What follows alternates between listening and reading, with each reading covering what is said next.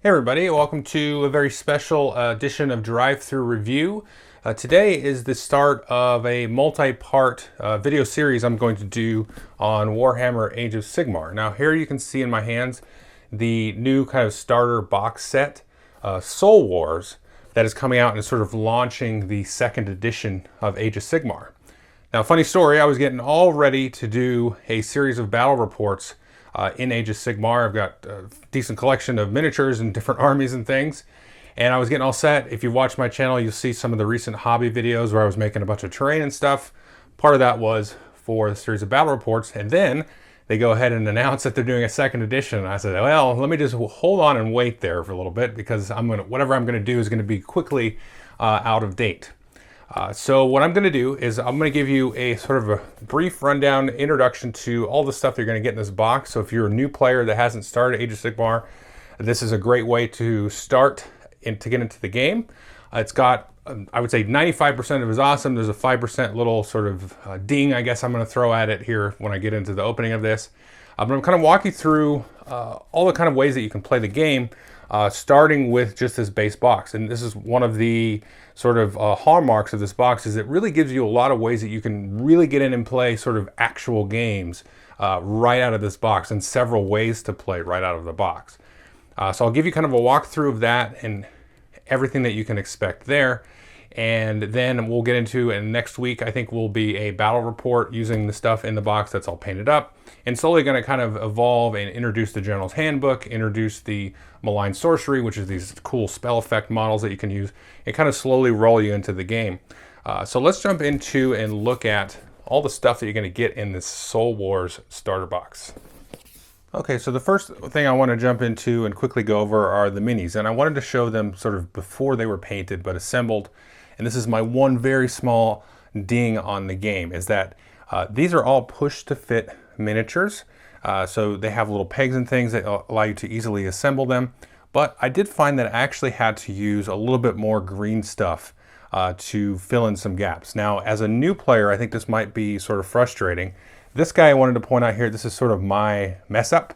I had a very large gap here, and I know it looks sort of grungy with all the green stuff on there. That's all going to go away once I prime it and paint it. You won't even know it's there. But even some of these Stormcast fellas here, the way that they push to fit, let's see if I can find a good example here on this guy. And you can sort of see there, if the camera will focus, there's sort of a small line there that I've filled in pretty well with green stuff there. So on some of these, the gap is noticeable. And with their Shadespire models that they used, they've had push to fit, and I didn't have this problem. So I don't know if it was like a temperature thing at the time where it just sort of the tension of the plastic sort of inside the model was like pulling it or something. Now, if you asked me this like a year or two ago, I wouldn't really care. There's a small gap, but now I've sort of, gotten more involved. And so other than that kind of issue, the models themselves are fantastic. I mean, they're great, lots of detail, lots of little bumps and nooks and crannies and things like that. And here's this is the Stormcast Mage, which is a new type of character for the Stormcast there. And this looks really cool. And this giant Griff Lord, Aqualord type of character is really neat. But other than the kind of funkiness with the assembly, they assembled easy. We went together really easy. It's just I was left with gaps, which was unfortunate.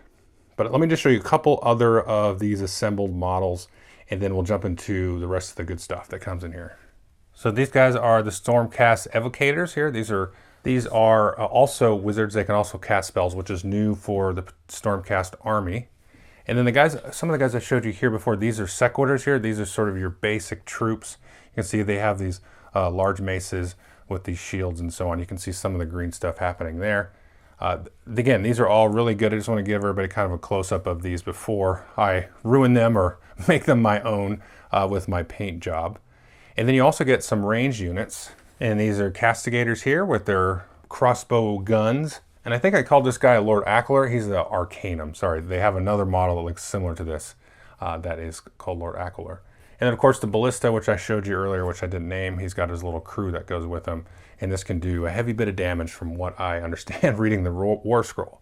Now, the Stormcast are the sort of the good guys, the protagonists of the world. You're going to get this little sort of almost 1,000-point army. in the box, and you're also going to get another army in the box. So here you can see the general for this army is this Knight of Shrouds on this kind of undead steed, and then you have the guard, and then you have the Lord Executioner here, which I really enjoy this model here. It's got kind of a hangman's little contraption here, sort of that he's carrying around, looking to hang people. So this is really cool. You can see it's kind of wobbly here. One of the things also I wanted to mention with these is very interesting because a lot of these are pushed to fit, and they're actually pushed to fit into the bases. There'll be little holes and slots. These can be a little tricky. You want to be a little bit careful with these because you can see they're sort of flimsy and very spindly. And so if you're trying to push these in and it doesn't quite go in very easily, you've got to sort of push and snap it in. It's very firm once it gets in there. But again, you don't want to push too hard on this and maybe snap off a piece. It's just something to keep in mind when putting these together. I didn't have that happen, but I can certainly see that happening to somebody. A couple other characters for Nighthaunt are the Spirit Torment and the Guardian of Souls here.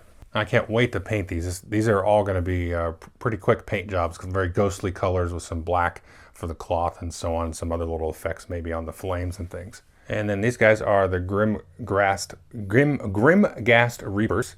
So these also look very nice. I'm just going to say all the models look nice, but they do. And then we have these Stalkers here, and these look like little sort of undead rat men, which is kind of cool. You can see it's a very ghostly, sort of shrouded themed undead army. They do have other armies, obviously, with skeletons and zombies and vampires and all kinds of crazy stuff. And then we'll show you the last unit.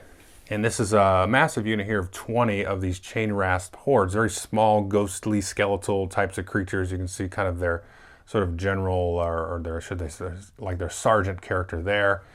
So it's a nice little mob there. So a little bit more of a horde atmosphere with this undead army versus maybe the more elite specialized units in the Stormcast. So that's all the models there. And other than those couple of little nitpicks, which I wanted to point out, mostly for somebody if they were just getting into this and hadn't really done a lot of modeling, it's something to look out for in terms of putting it together. So I don't know if it was a temperature thing again in my house that they didn't, most of them went together fine, but there was a fair number of them that I would assemble them and there would just be a gap in terms of maybe how they were lined up and things. And the thing is, if you dry fit them, you've kind of stuck them the way they are in this case. So anyway, so not quite as great as the Shadespire models to put together, but still serviceable, and I'll look forward to putting together the more customized units that don't have the push to fit, and I can kind of just be a little patient with holding the parts where they're at.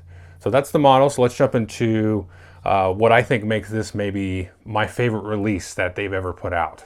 So just quickly to kind of run through some of the odds and ends, you're going to get this first chapter to this new novel that's coming out in a couple of weeks called Soul Wars. Gives you kind of a background, a little bit of a narrative to what's actually happening sort of in this time period in the world of Age of Sigmar. Haven't had a chance to read this yet, but you do get that.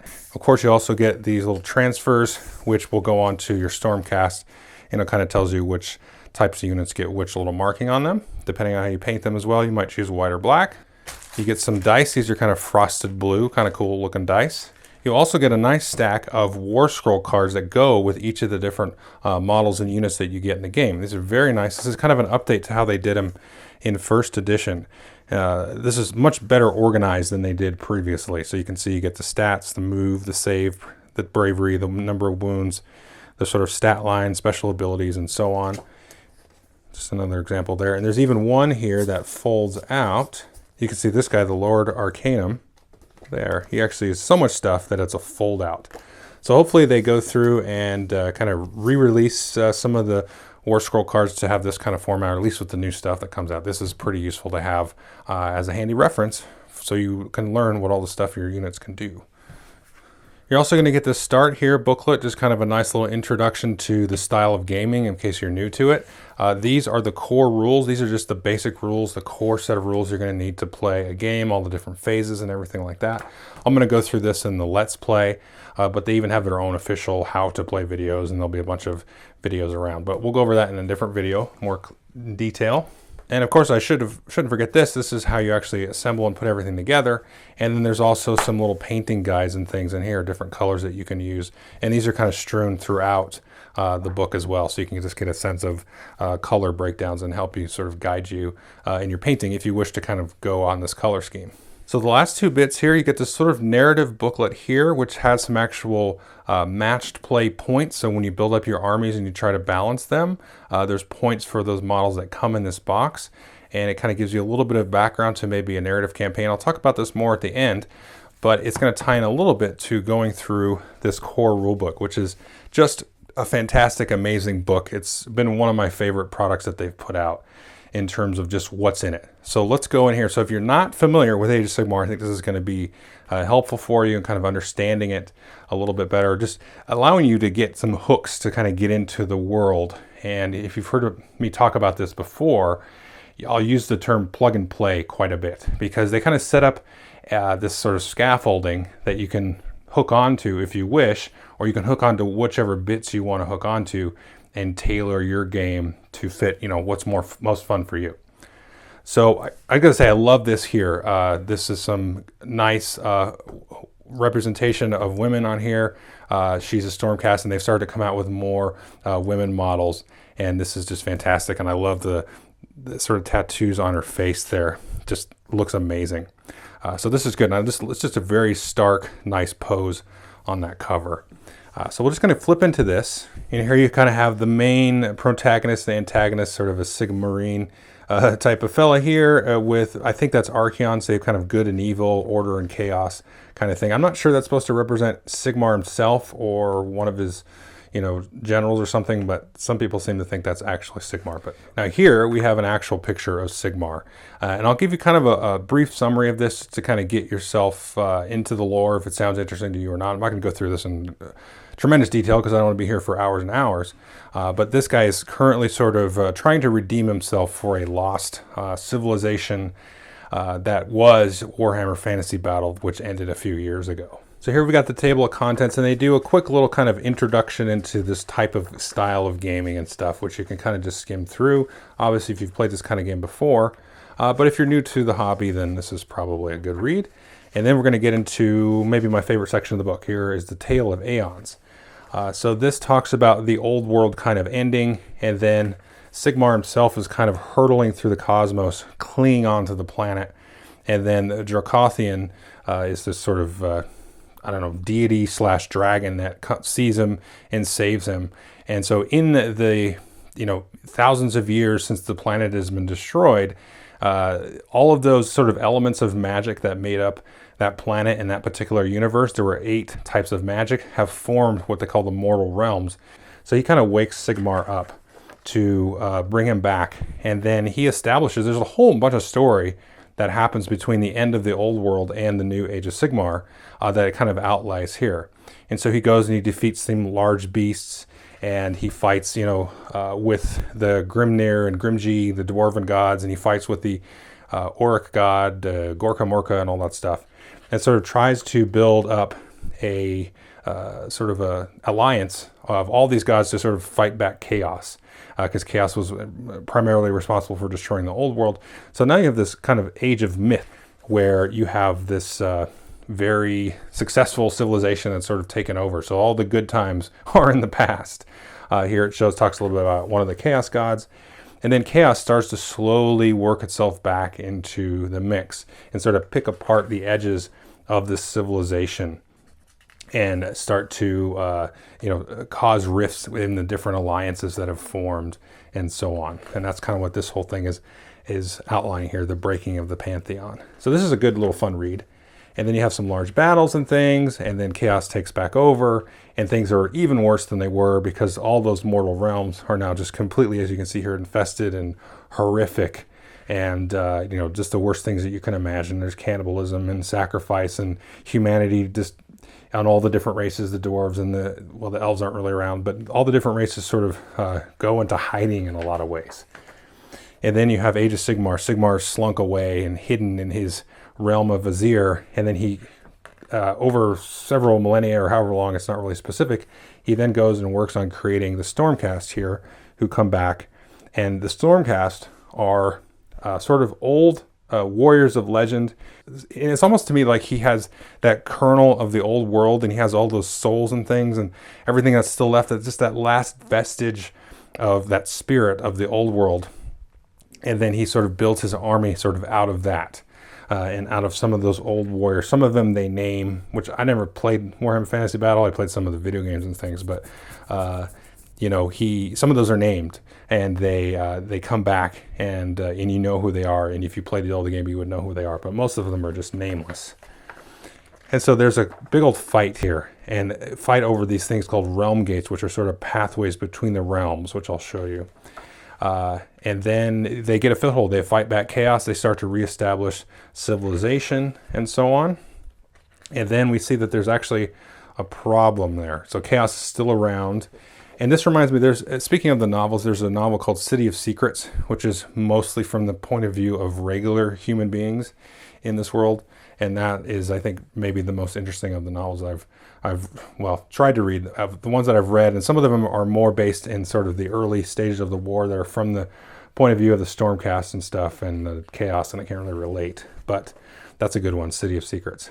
So there's also a little bit of blurbs here about what the elves were doing in this area of shadows. And one thing to keep in mind is when these Stormcast die, they don't die. They go back up to Azir with Sigmar, and they get kind of reforged, and their souls get sucked back up, and then they come back again. But every time that happens, they kind of become less human. They become more militant and more black and white and very like unforgiving and all this horrible thing. So there's a sort of a flaw within that whole reforging framework there.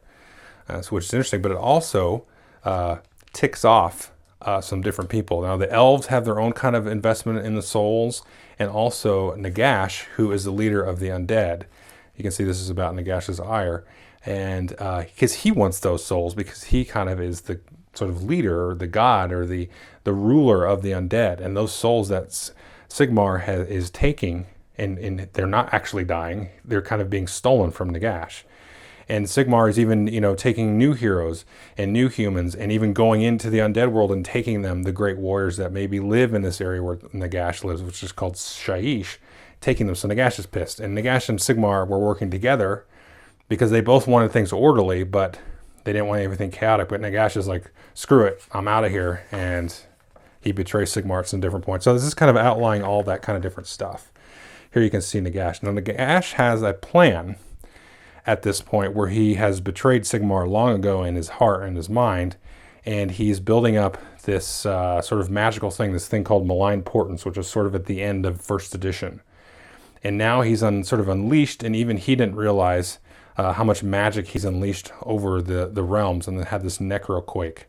And so that's where these malign spells are going to come into play, that are sort of endless spells that move around and travel around the battlefields. So that's kind of where we're at now. In terms of where we're at in the lore and everything.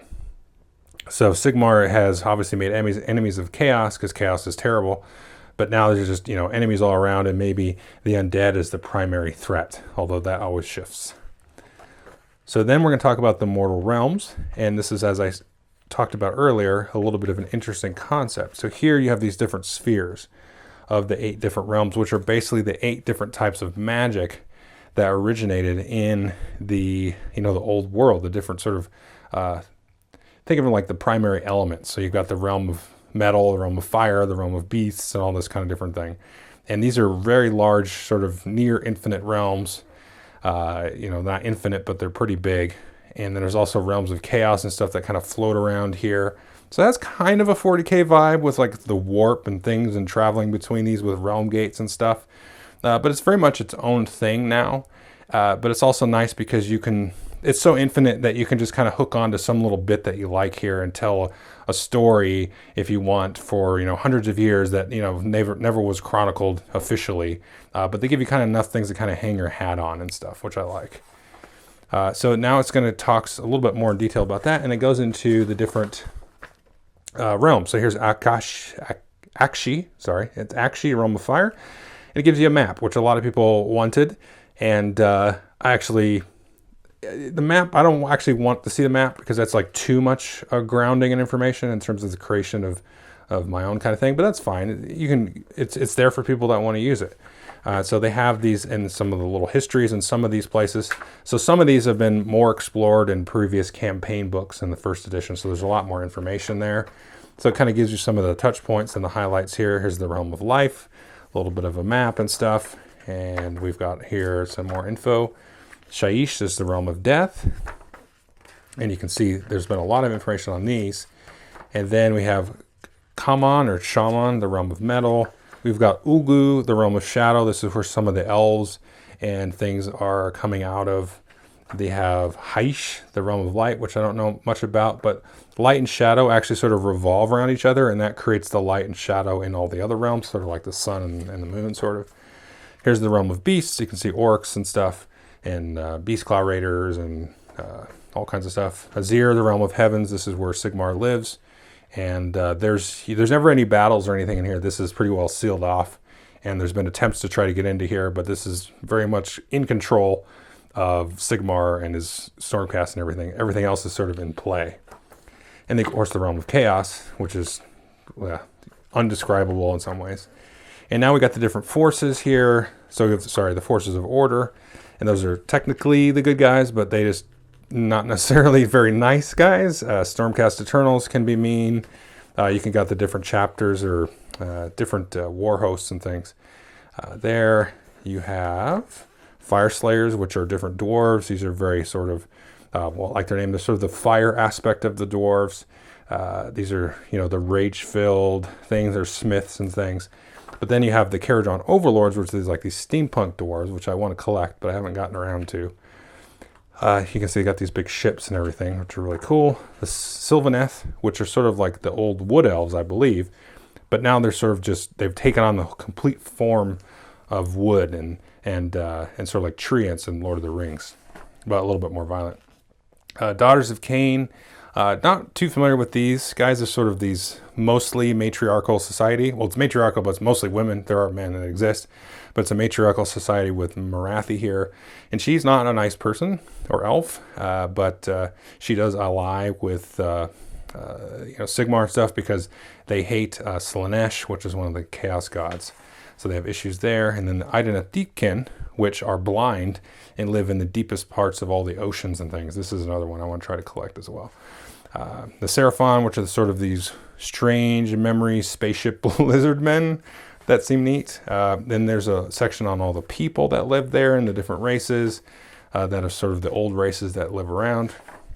And you've got the Forces of Chaos, and these are just the different, based on some of the different demons. So the Everchosen kind of plays hooky with all the different demons. It can kind of align itself with that.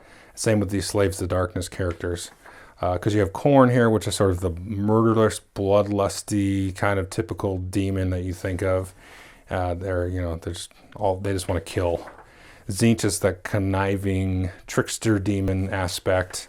Nurgle is the disease and the plague stuff.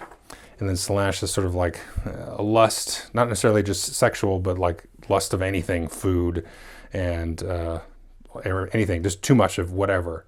Too much of being told you're a great person, stuff like that. Skaven are sort of a spin-off. They're these rat men. So they are sort of the underbelly. They're always trying to get and to be one of the 4 top sort of chaos gods. Now, Slaanesh is actually chained and hidden away, but I bet he/she is going to make a comeback, and come back maybe in a year or something. But these guys are sort of chaos apprentice sort of thing. Then you got some other creatures that are general that you see in the living realms. Forces of Death, and as I said, these are ruled by Nagash here. You can see this kind of his head there. And these are just all the different kind of undead things. The Night Haunts, which we talked about. The Flesh Eater Courts, which I've enjoyed playing with. These are ghoulish, almost vampiric in a way, but not quite vampiric. That would be the Soul Blights. You've got the Necromantic Hosts, which control zombies and skeletons and things. And you have the Forces of Destruction, which are sort of the ogres and the Oryx and the orcs and all that stuff. Here's the Ironjaws, very specialized elite unit of orcs. Then you have here Bone Splitters, which is sort of your horde of orcs. And the Beastclaw Raiders, which are ogres, but they live in the sort of the northern wastes of the different realms, and they live in the cold, and the storm is always kind of following them around. They also kind of are sort of in tune with these Gutbusters, which are other ogres. And there's the Grots, which are like goblins and things. So some of this stuff is still being fleshed out after this reboot. Then you have Fire and Thunder. This is how to play the game. And there's just a lot of stuff. So you got the core rules in here, which I'll go over in the how to play. Let's get to some of the good stuff here. And so in here you have, in addition to the War Scroll cards that have all the specifics of the different units, you can start to take on, and sort of this is where the plug and play comes in, plug and play different things. So if I were to play the Stormcast just out of this book, I would take the Allegiance abilities of Order and give them different artifacts, give them extra command abilities and things. They'll kind of just augment your particular force. So here we've got Chaos abilities and artifacts, Destruction, and then you'll have here Death. And so you'll have specific ones. So if I don't want to get just Order specific, I can grab a Battle Tome here and be Stormcast Eternalist specific. And it's going to have a whole bunch of other goodies and stuff, and special formations and battalions and things that you can take in specific ways to build your army to do different special abilities. But you don't need any of that right away. They give you a lot of stuff here to tinker with and play with just in this book. And they give you the realms of battle. You can sort of pick one of those mortal realms that I talked about.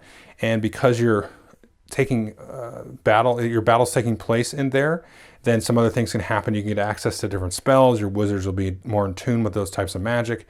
The realm itself will have different sort of landscape features that affect the battle. If you wish, you can choose to use these or not use these. It talks a little bit about endless spells, which I'll get to as we kind of introduce those later. I just want to kind of stick with what's in the box for the next this video and the next one or two. And it gives you to the different types of gameplays. You have open play games, narrative games, and then match play games. And open play just kind of throw your stuff down and play whatever you want to do. And certainly you could go and just get to this page here, which you can generate sort of different objectives. You just roll a dice on each of these things, set up your deployment map, your objectives, some different little twists on what can actually happen in the battle, and then boom, you can just take the two armies and play this, 10 times, and you'll have a bunch of different ways to play right out of the gate there. And then you've also got other rules in here for multiplayer and some other weird kind of niche types of battles. And here we're going to get to my favorite bit, the narrative play games. And this actually gives you a sort of a mini campaign, which I'll get to right back here. Let's see. Here we go. So this is cool because this gives you sort of 3 different scenarios that you can play, although it may take you more than 3 to get through the whole campaign, where you have 2 forces and you can use the forces in the box. You're going to build them in a match play, so a balanced competitive match, and the rules, we'll get to that in the back here. And you play this thing called Death in the Dark, which uses special tunnel rules. And then you'll do a pitched match play battle, and these pitched battles are the kind of things you'll see in a tournament. And then depending on the outcome of this stuff, you can do a siege battle, and there's special narrative rules for, like having a siege laid against you or sieging your opponent who might have a built-up fortification of, a castle or, a bunch of ruins all packed in tightly together. So you can play definitely this here. In my next video will be a pitch battle here with the 2 forces using the match play points and so on. So here's rules for the sieges. That's fun. Gives you some stuff to kind of do pre-battle and before each round. And then we've also got rules here for Darkest Depths, which are the underground battles. So there's a ceiling so nothing can fly, and there's other things like the stalagmites will be falling and all this kind of stuff. And then it gives you the 2 battle plans here. These are sort of the setup. We saw that randomly generated thing earlier. This gives you very specific layouts and deployments and setups and victory conditions and all that. So you're going to get a lot of that stuff. And then some more multiplayer rules. And then we have here match play games that you can see there. And this is where you get into the points. Now this book here, which I said gives you sort of the narrative background of these 2 forces, the Battle of Glimsforge. And this is the Night Haunt versus the Stormcast, and it gives you all kinds of stuff. And I actually haven't read this. I've read through most of the big book, or all the big book, I should say. And it gives you a little bit of background on the units and stuff. Then it also gives you here points for using them in match play. Now, one thing to note about this is we'll get to the General's Handbook later, but these points won't really work in the General's Handbook. Now, I assume that a tournament organizer, if you were a new player and you showed up with just stuff from this box, would allow it. Because you can see one thing here with that is you'll have, let's see, a good example. I think the Evocators is different in sort of the real full tournament level game. It says you can have a minimum number of 3 models up to 12. I think in sort of the full game it's 5 and then 15. But for whatever reason, the way they pack the model count and stuff, and they pick the sprues that are going to go in there, they just have sometimes an odd number of units and models. Now you can pick up, to sort of flesh these out, these little easy to build packs here of just a handful of models. And then that will bring those units up to sort of the full kind of normal count. But ignore all that for now. You can definitely use these models in here with the points that are in the Battle of Glimsforge book to play several games just in here.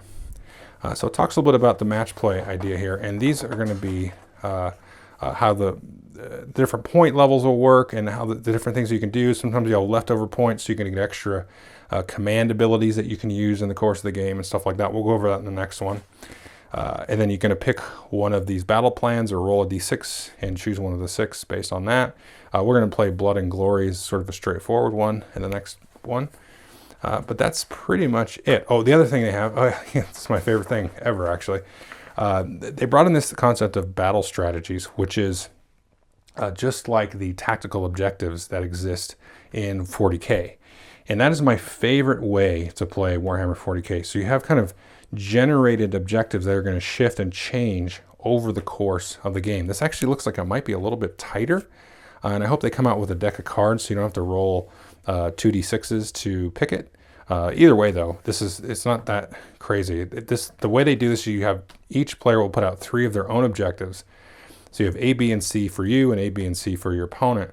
And then you'll generate objectives to hold either certain enemy objectives based on where they laid them out and maybe slay certain types of monsters and so on over the course of the game. So anyway, that's kind of the overall rundown of the game. We'll get into the specifics of the gameplay and building the army and stuff like that in the next video. But yeah, I definitely recommend picking this up, just with the caveat to be sort of extra careful with the miniatures. If you're new at this, if you've played, assembled, Games Workshop or other miniatures, it's kind of par for the course. But the push to fit, I feel, is like a little bit of like, yeah, but they kind of don't go together, at least for me, in every single case. And so I had to use a little bit of green stuff, which is not the end of the world. But I was just thinking, man, a new player might be super frustrated with that if they've not really done this before. So I wanted to bring that up. But aside from that, this book is fantastic. Just the fact that you can take the 2 armies you got in here, you can play through a lot of these different scenarios. They give you points. You can do stuff. They're not each 1,000 points. So typically you'll play a 1,000 point or a 2,000 point game. These get right up to 1,000 points. I think it's 800 each about. And then you can use those extra points to get extra command abilities. So you can take yourself up to 1,000. You'll just start the game with extra command abilities. I'm like, that's kind of an interesting way to play, because that'll get new players to really exercise and use all the different abilities of their different characters, because these characters will have all the cool command abilities that they can do to kind of break the rules of the game and stuff. So anyway, that's it, and I'm excited about it. I'm excited to finally jump in and do this. I've kind of been hinting at doing battle reports for a while now, maybe almost a year, trying to get myself ready and do that. So anyway, that is Warhammer Age of Sigmar 2nd edition, kind of an introduction. Look for another video in about a week, and then hopefully a series of other videos following that as I get into the General's Handbook and the endless spells and all the cool stuff that's going to come down the road. Okay, thanks.